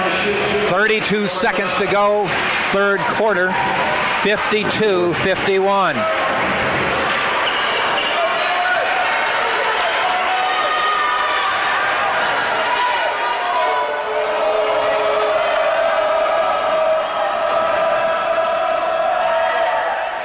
Misses another one. Unbelievable. Well, this is about the time where Tampa has extended or come back. Yeah. They've been down big. Their moves. They were down 18 with 1:46 left in the third at Eckerd early in the year. But look Missed at that. another one. Look at that. Unbelievable. Yeah. She is 1 for 6 from the free throw line today. She can't believe it. You worry now, from a Tampa perspective, it's in her head. Right, absolutely. From that time when they were down 18 with 1:46 left in the third, 33-12 scoring run. Three-pointer by Whitehead. White-Eye, I should say. But Eckerd's having nothing to do with that. The fourth quarter has been won by Tampa the first 2 meetings. Tampa may need that if they're going to pull out the home win here in the SSC championship game. Nudge, a jumper, no good. Fighting for it. Spartans get it. That's Abney. 6 on the clock. 3 on the way. Short. Rebound Eckerd. And we have reached the end of the quarter, and Eckerd has taken a 4-point lead over Tampa. Eckerd with a 23-20 run. First quarter, third quarter, been high scoring for both these teams. And it's just a 4-point lead as we get ready for the final 10 minutes. I probably shouldn't say just a 4-point lead. The biggest lead of the game has been 5. It has been a tighter game than even I expected, and I thought it was going to be a tight game.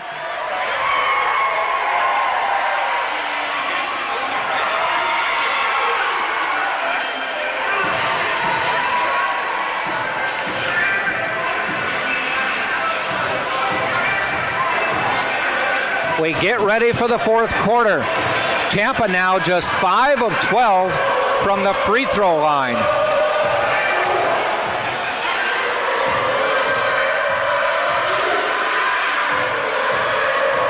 For the quarter, 8 of 15 for Eckerd, that's 53%.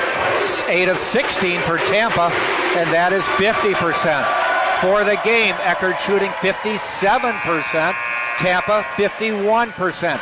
Tampa's made one more field goal, but Eckerd has hit 3, or I should say 6 3-pointers. Tampa has hit 2. Spartans have only attempted 2. 2 for 2, both from Abney. On the year, Eckerd averages 8 3-point attempts.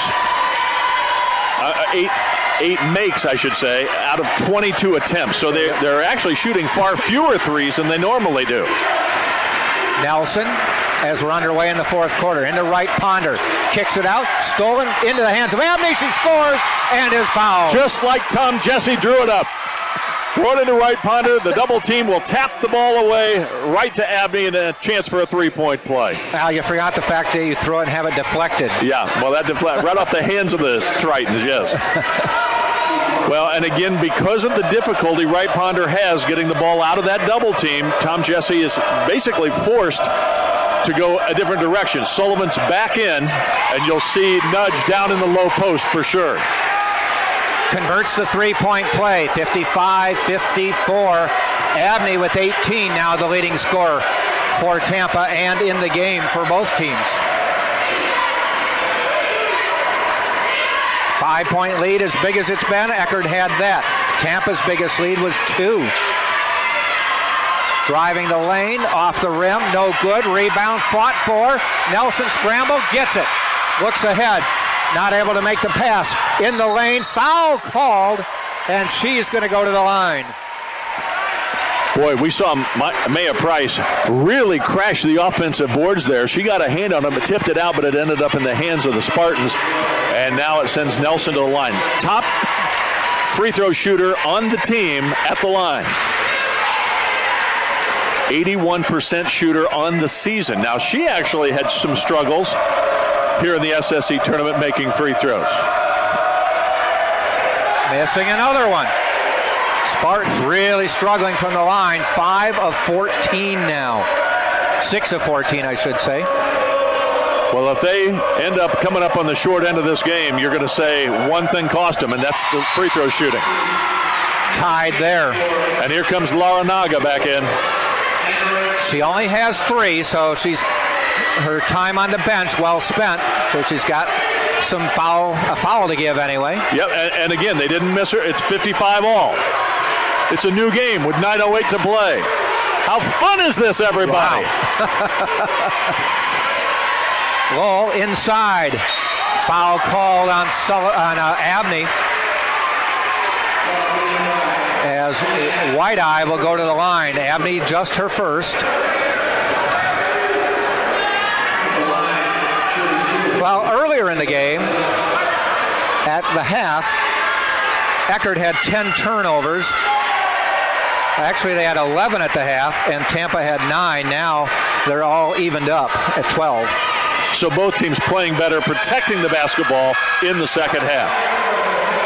There's a 71% shooter, goes to the line and calmly sinks both. Tampa's had 70 and 80% shooters at the line and have missed 3 of the last 4 in just the last couple possessions. Nudge trying to find some room, kicks it out to Nelson. Back to Dory. Sullivan, jumper, and can't get it to go. Low, guarded by Nelson.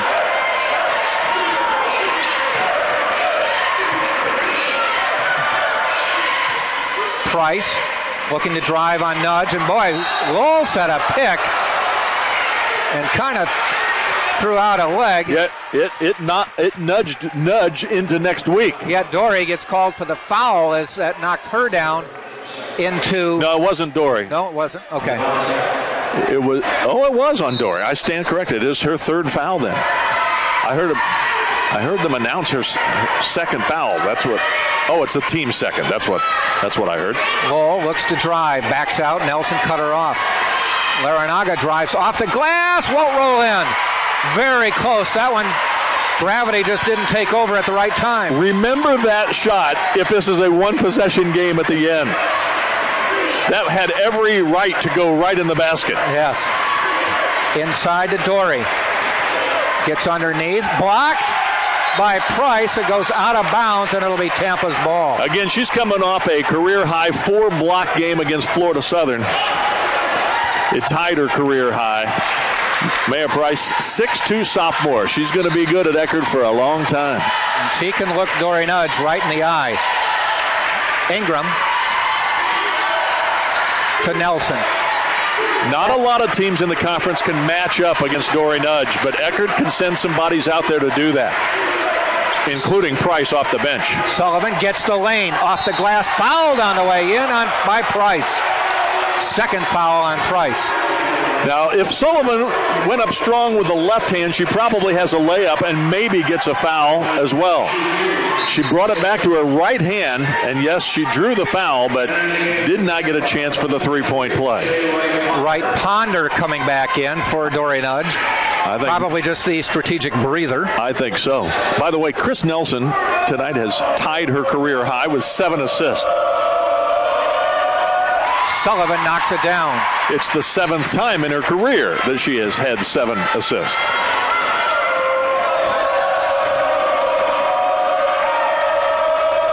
Missing another one. Spartans are right now just happy to split at the free throw line. Tampa's fortunate to only be down 1 with the poor free throw shooting. Inside to Keeney.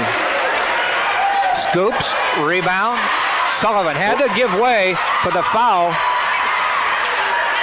Boy, Sullivan went strong to get that defensive rebound. Every possession crucial right now. 1 point, Eckerd lead. Inside, right Ponder, kicks it out. Sullivan nowhere to go. Looking, comes back out to Abney. 8 on the shot clock. Abney for 3. In and out. Goal the other way. Well, her other made three-pointers were spot up. This time she was off the dribble and defended pretty well. Tough three-point opportunity there. Lowell in the lane, knocks it home. Nice drive. First Three-point lead. First team all-conference. You can see some of that senior leadership. This senior from Akron, Ohio, she has been a good one at Eckerd and still is. Abney looking to drive, spins in the lane, nowhere to go, kicks it out to Nelson. Nelson for 3, no good.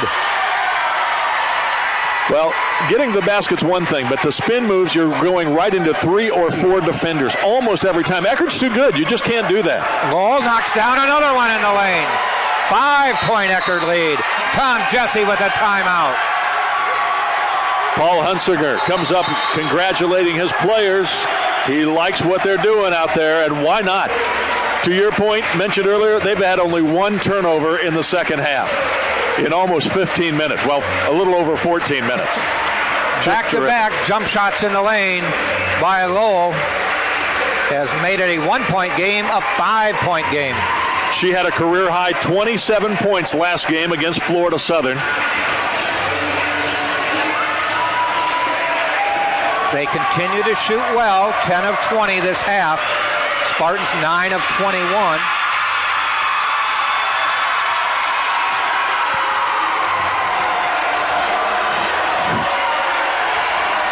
Keeney, the top scorer on the Tritons right now with 14. She had a career-high 29 in the first-round game against Rollins.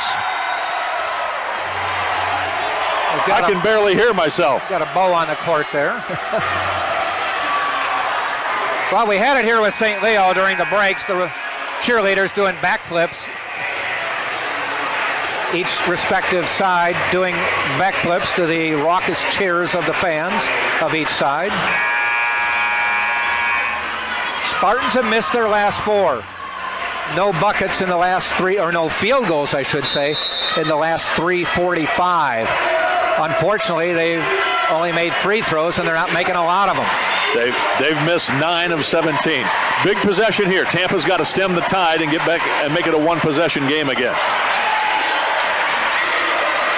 Inside to Dory Nudge. And she got fouled by Keeney. That's the 4th team foul, so the rest of the game, Tampa will go to the line when there is a foul by Eckerd.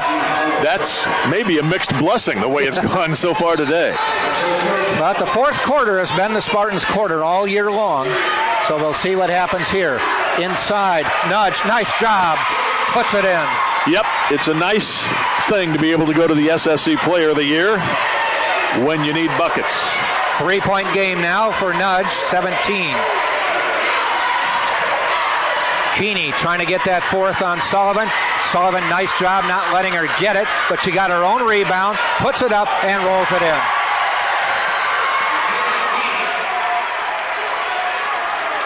Back to a 5-point game, ticking down to 5 minutes to play. Inside to Nudge. Outside to Sullivan. Backs out. See, they're willing to let Sullivan shoot the 18-footer right now. Oh, Richards, I think, a bump from behind. Richards, yeah. Pushing Nudge out of the way. That will be foul number 3, so not bad yet. But Nudge has missed 5 of 6 free throws as she goes to the line to shoot 2. At this point, the Spartans desperately need her to correct her free throw form.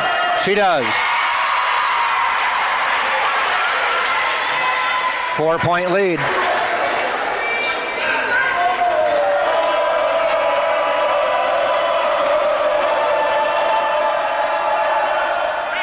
First time in a while the Spartans hit both. Big free throw, 63-60. Eckerd by 3. Looking to go inside. Keeney drives. In and out. How did that not go in? It rolls out of bounds. It should be Tampa's ball. And it is. Richards did a nice job there coming over, grabbing that, but whew. Good help defense that time. Well, that time Richards posted up. She hadn't done that in a little bit. She'd been hanging around the perimeter, and they went to her, and she did her best. Just couldn't get it to go.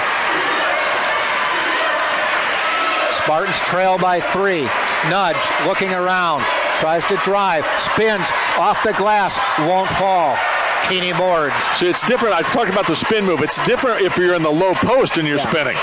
But if you're at the top of the key, 20 feet away. Yep, and then you drive the lane and spin. All you're going to do is run into dark Keeney from shirts. deep, no good. Collision. Not sure who they're calling it on. And I think it's going to be to the ground. Oh, it's on Laranaga. And Ingram will go to the line. Laranaga and Ingram collided. I thought it was going to be on Ingram. Laranaga, though, I think picking up the foul. That's her 4th. So one of the two was going to get their 4th. It's Laranaga. Paul Hunsinger wants to discuss it with the official. And obviously did not agree with the call. That's a big call against Eckerd. I mean, we're talking a huge difference here. They could be going to the line or actually keeping the basketball. Was only going to be the 3rd team foul on Tampa. But instead, it's 2 free throws for Ingram, and she has been a very good free throw shooter. Just not a lot of opportunities this year. Knocks it down, 79% shooter.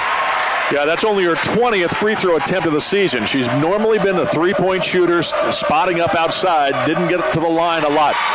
You want her at the line if the game is on the line. Spartans have hit their last 4 free throws, and it's a 1-point game, 4 minutes to go. There's Laranaga. Richards, Laranaga trying to post up Keeney on Sullivan. They do go inside. Sullivan almost with the steal. And timeout was called by Tampa, I believe, which means it has to be Tampa's ball because you've got to have possession to call it. I actually, they pointed to Tampa's bench. Yeah, they did, didn't they? But it could not have been on Tampa. No, because you have to have possession to call a timeout. So I think that was a 30 called by Paul Hunsinger. So I would have questioned whether anybody had control at the time. Yeah. We'll see what happens when they come out of the break, because I'm not quite sure what they're going with. Yeah, the official pointed to the Tampa bench like it was a timeout Tampa, but that could not have been. It's got to be Eckerd's ball. I just based it off the official's signal. 3:46 to go. Jack Ike, Scott Lynn taking it down to the wire in this SSC Women's Tournament Championship game. Tampa looking for a stop to try to have a chance to go back in front. Eckerd down to 10. I don't know if they knew the shot clock did not reset. I'm sure Paul Hunsinger told them. Laranaga, oh my goodness. Laranaga, I'll have to admit, just kind of tripped herself, but they call a foul on Ingram.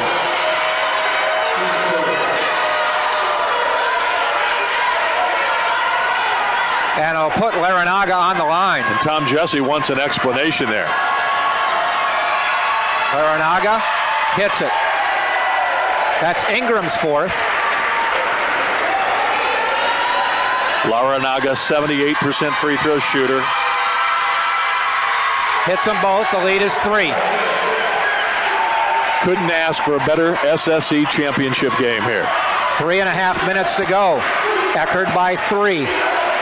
Nelson looking, finds Sullivan, top of the key, backs it out.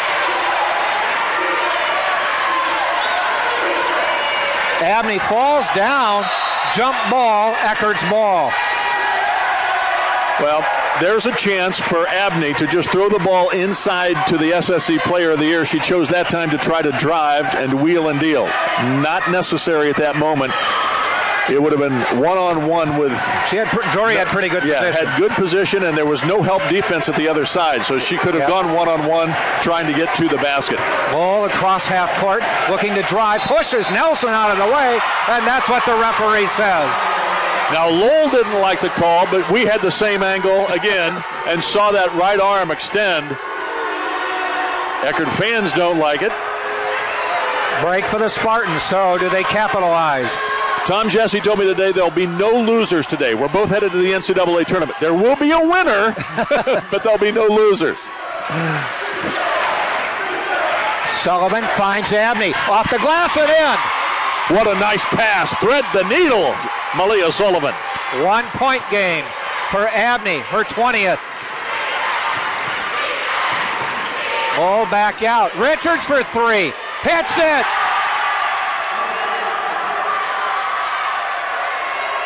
Zoe Richards, just a 32% shooter from deep, but boy, with confidence that time. 2-possession game, 2.5 to play.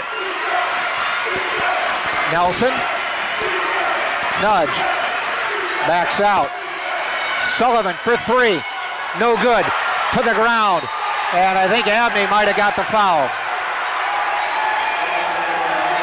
Fourth team foul, so it's just Eckerd's basketball, but it creates a situation where Tampa needs a stop. 4 point game. Spartans are 12-2 at home this year. Ball across the timeline.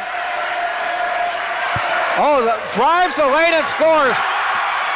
That time Dory Nudge went out to her player and just opened up the lane after Lowell beat Nelson down. 6 point lead, biggest of the game, 2 minutes to go. Sullivan can't get it to go. Nudge, rebounds. Can't get it to go. Rebound. No foul called, and Richards gets it. Minute 40. 6 point Eckerd lead. Eckerd scores here. The Tritons will be in good shape. No hurry. 15 on the shot clock.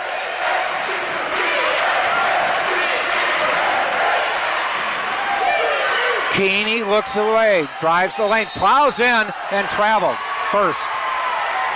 We will hang around, winner, no matter who wins, for some trophy presentations. And Paul Hunsinger wants a timeout. 70-64. Eckerd leads Tampa, 1:21 to go in the game. Well, not many turnovers, just the second of the half for the Tritons. It comes at a difficult time for them, but it's not disastrous. Still with a 6 point lead, at least 2 full possessions, including if they hit 3-pointers. So Eckerd has done exactly what you expected. They have that great depth, 4 players in double figure scoring, 3 others with 5 or more points. Tampa's relied on Nudge and Sullivan, and primarily they've combined for 35 of the points, and Abney off the bench with 20. Tampa will have the ball. We will hang around for the trophy presentation no matter what. Scott, you mentioned Tom Jesse says there are no losers, but the Spartans possibly playing for the #1 seed in the region. Possible, but as I understood it, I had a conversation that led me to believe it was unlikely that Tampa would end up with the host. So it's not necessarily costing them a chance at the #1. Inside to Sullivan for the bucket. A quick 2 there, that's fine. You got to still make stops no matter how many you get at this end. You're still down 2 possessions, however. 1 minute to go in the game, folks. 1 minute. 20 on the shot clock. Keeney drives. Knocked out of bounds by Sullivan. She had to do that and risk that 5th foul because Keeney had an unobstructed view to the basket. Well, the thing that makes it so difficult is you've got the great 3-point shooters, but also all 5 players can drive to the basket for Eckerd. You really cannot let down on anybody, and you got to have help defense if you get beat. Lowell, penetrating, spins, traveled. Break for the Spartans. Lowell's a tremendous talent, but again, the spin move there got her into trouble. Yep. As she ran right into the double team and took steps just before that. Tom Jesse calls timeout. And I think he wants that timeout so they can advance into the front court, save a little time. You can still win this game if you're the Spartans, and I think that's what Tom Jesse wants to tell his team. That was the last timeout for Tampa. Score here, and then make a stop. And they made it a full timeout. Might as well take this chance to say it's been a pleasure, Scott, working with you all these years. Well, I was just going to say the same thing. I do want to, thank you first and foremost for sharing the duties with me and allowing me to be part of the Tampa broadcast. Obviously, Tom Colby, the sports information director. I want to thank Tom for all of his help and assistance and the opportunity, as well as athletic director Larry Marfise. Fun guy. Yeah. I love talking with Larry all the time. It's nice to have made friends here over the last 5 or 6 years. And, of course, head coach Tom Jesse, always so generous with his time, insights that he's allowed me to gain as we've talked throughout these last years. I also want to thank Paul Hunsinger and the Eckerd College folks for giving me a chance. When I first came into town after leaving Portland and moving to Tampa, and it was great fun. Tom Ryan, now the athletic director, was the head coach of the men's team when I was at Eckerd, and he was always very gracious. Again, I go back to it. I have such respect for the men's and women's programs at these two schools, so it's fitting that this is my last game as a broadcaster, unless called back in for emergency service. I'll leave that asterisk out there. Inside to Nudge. No double team. She backs away. Nelson, 3 on the way. No. To the ground, and Eckerd gets the ball. 35 seconds to go, and Tom Jesse says, got to get out and foul, and they do. And Lowell will go to the stripe, 75% shooter. You had to foul. You can't let him dribble off any more time. And it's 2 free throws now the rest of the way for both teams.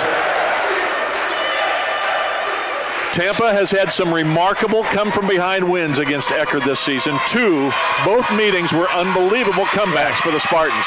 But today, to this point, Eckerd has done what it has needed to do, and they're just 33 seconds away from the automatic berth into the NCAA tournament. Lowell got that one to go. 5-point game. And a timeout, Paul Hunsinger. Scott, I remember 5, maybe 6 years ago, Tom Colby said, hey, there's a guy who wants to do some games. Can you have him sit in with you and do the games? He's done some broadcasting before, and I'm like, where? He said, out in Portland. I'm not sure what he's done, though. So I go and introduce myself to you, and I said, I hear you've done some broadcasting. What have you done? And you said, Portland Trailblazers, Oregon Ducks, Oregon State Beavers. Gonzaga. I said, so you've done some games. I've done a few. I said, but, buddy, this is D2. That's when I went, oh, really? No, I absolutely know it. But you know what? Again, in semi-retirement at that point, it was just nice to be able to work with you and to call games. And I really have enjoyed being around the SSC. Ed Pasquay, the commissioner, Robert Brennicky, the assistant commissioner, has helped me out through the years. I want to thank them as well. Sullivan off the glass and in, down to 3. 1 possession game. Now, why did we stop? Not sure why. The shot clock was turned off as we're at 28 seconds. All right. Maybe they question why it didn't start, but it's not on. Spartans with the press. Yep, they got to get a turnover and then potentially a 3. Don't foul until they get in the front court. You really don't want to foul. You got to get the steal if you can. Because 1 free throw make. Now they have to foul, though. They had to foul because you're down to 20 seconds. But asking Lowell, first team All-Sunshine State Conference, to miss 2, not going to happen. So, unfortunately, that's one thing the Spartans have done today. They are 12 of 21 from the line. They hit their normal percentage. They have about 4 more, maybe 5 more free throws. And that would have put a lot more pressure on Lowell. 2-possession game. Eckerd knows it's in good shape now. Tampa out of timeouts, has to bring the ball the full length of the floor. And score quickly. They need to score quickly. Nelson back out to Abney. Abney looks to drive. Cuts in, off the glass. Foul. Boy, if she'd have hit that, we'd have had a little bit of a predicament to worry about. Abby White-Eye didn't like the fact that she was whistled for the foul. She looked over at Paul Hunsinger, who had his palms down, nodding, saying, "It's okay, it's okay." Coach Hunsinger knows his team's just 12 seconds away from the SSC Tournament Championship and a trip to the NCAA Division II tournament itself. Conference champ, automatic bid. Free throw is good, 4-point lead. Both these teams are in, but the conference champ automatically is in. Yeah, the tournament champ. The tournament champ.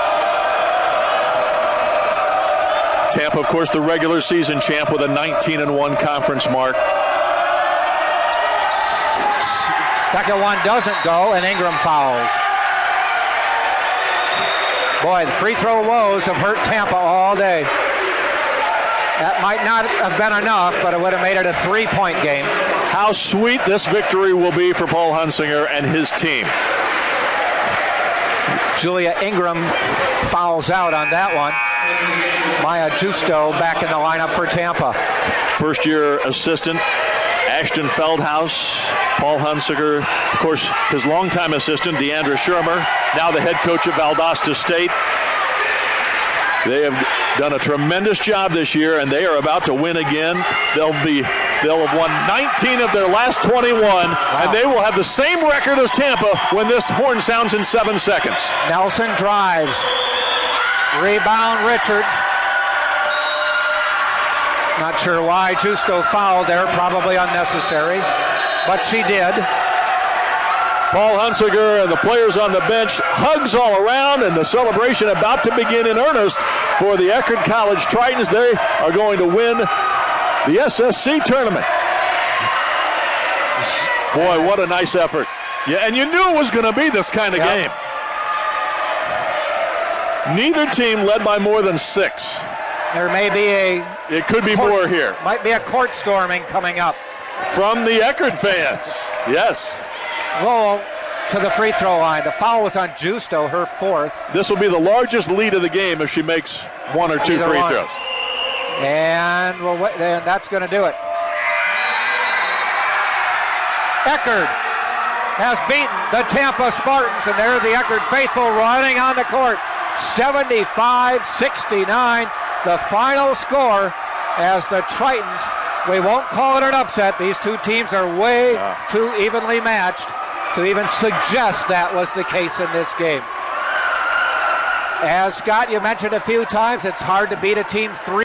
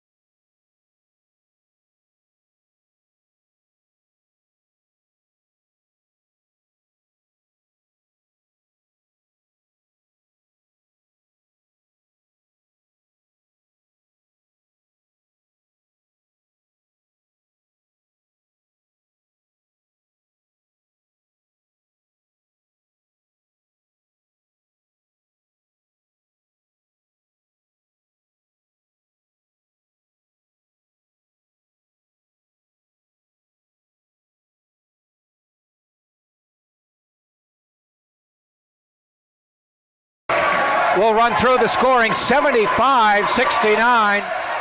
Eckerd beats Tampa in the championship game of the Sunshine State Conference Tournament. Leading the way with 17 points is Lowell. Keeney with 18, Laranaga with 13, and Richards with 11. Congratulations, Coach. What a game here. Thanks, Chuck. You know, you did not disappoint in the third game between you and Tampa this year. Yeah, you know, two great teams, I think. Obviously, Tampa's tremendous, but all three were excellent games. Man. Really tough one at home that we played in December, and came back here and lost in overtime. So I know that our team was ready to come back and avenge that loss, and I'm just so proud of the team to pick up that W. That was huge for us. You know, the one thing is you're both very experienced teams. Is no panic on either side. No, it was just a great basketball game. I mean, from the tip, and the atmosphere in here was great, which I love for postseason play. But yeah, I mean, Tampa was poised, we were poised. There's some seniors out here, and I'm just really happy we picked up the W. I think they might have something to present you, so we're going to let you get out there, Coach. All right, Jack, thanks. Appreciate it. Congratulations. Thank you.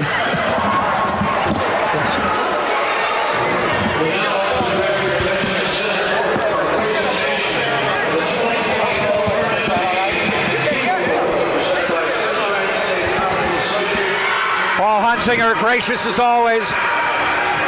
Yeah, I went up, I said, can we get you just for a second? He goes, well, we got to get our trophies. And I said, it'll just be for a second. But a class act, like I said before, and very happy for him and for his players. Tom Jesse will, this can be a great learning experience for Tampa. You know, I mean, it was hard fought against a very good team. And in the end, it is Eckerd the better team today. But these are the two best teams in the conference all season long. Individual medals being presented to each player. Lowell getting her award right now, and boy, what a season she's had. This is the all-tournament team, I believe, as they just announced Melia Sullivan. But MVP. White-Eye and Lowell. MVP. And Keeney, well-deserving, 18 points today to lead her team in scoring. And she's the most surprised person in the building she got the MVP.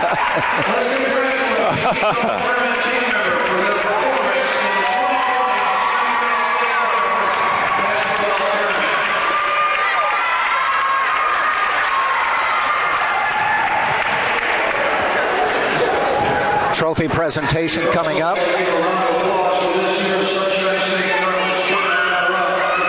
Michaela Keeney, very excited to have that MVP trophy. A junior, she'll be back next year, as a matter of fact. They got a lot of work still ahead of them in the postseason, though. And the trophy presentation.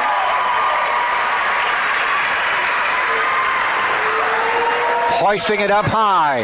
The Eckerd Tritons will advance to the NCAA Division II Regional Tournament with a 24-5 record. Tampa Spartans will also advance with a 24-5 record. Both these teams losing just 2 games the last 2.5 months of basketball. That's incredible. It really is incredible.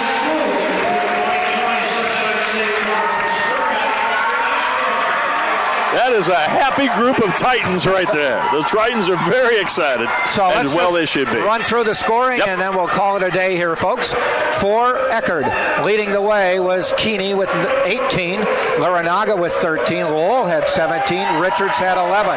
Also White-Eye with 6, Price with 5, Eburn with 5. They shot a blazing 26 of 49, 53% from the floor. For Tampa, they were led by Aaliyah Abney with 21, Melia Sullivan with 20, and Dory Nudge with 19. There's 60 of the 69 points for Tampa right there. Tampa on the day shot 27 of 59. That is 46%. But the Achilles heel for the Spartans, which had not been at any point during the season, was free throws. 13 of 23 for Tampa this year, just 56%. So 75-69 is the final. Both these teams will play more basketball in NCAA tournament. Scott, thanks for everything over the years. You too, my friend. Thank you. Finish. And, let's go do a concert or two. I was just going to say, the Doobies, it's on my calendar. Okay. Doobie Brothers coming to town. We bought our tickets months months ago. The concert isn't even until June. All right, thank you to everybody with the Sunshine State Conference.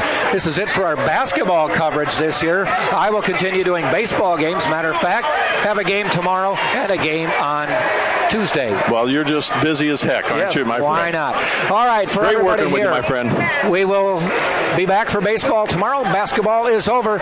So thanks for joining us. You've been watching Sunshine State Women's Tournament Championship Basketball on the Sunshine State Digital Network and locally on TampaSpartans.tv. So long, everybody.